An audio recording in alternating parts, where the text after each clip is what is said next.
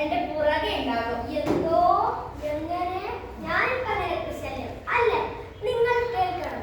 വിഷുവിൽ പിള്ളേർ എഴുവാണം വിടുന്നത് പോലെയാണ് ഇവന്മാർ എന്റെ മണ്ടയിൽ റോക്കറ്റ് ചാദ്രയാത്രയോട് കൂടി നിർത്തിക്കോണം.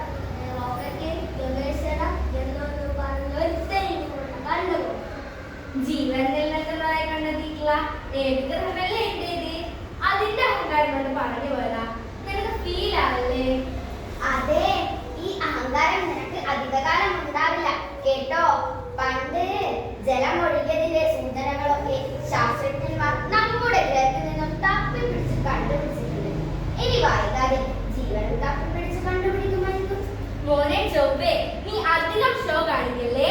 നിന്റെ ദോഷം കാരണം എന്റെ നാട്ടിലെ ചെറുപ്പക്കാരെല്ലാം ഇപ്പോൾ കല്യാണം കഴിയാതെ അവരുടെ പുര നടന്നു നിൽക്കുകയാ. ഈ ശവമൊക്കെ നീ എവിടെ കൊണ്ടുപോയി തീർക്കുമ്പോടാ? ഭൂമിയിൽ നിന്നും ഏകദേശം 62 ദശലക്ഷം കിലോമീറ്റർ അകലെയുള്ള ഞാൻ അവർക്ക് എന്ത് ദോഷം വരുത്താനാണ്? അല്ലെങ്കിലും മലയാളികളിലെ വളരെ ചുരുക്കം മണ്ടന്മാര് മാത്രമല്ലേ ഞാൻ ഇപ്പോഴും ദോഷമാണെന്ന് വിശ്വസിക്കുന്നത്. ഭൂമിയിലെ മറ്റു സ്ഥലങ്ങളിലെ ആളുകൾ എന്നെ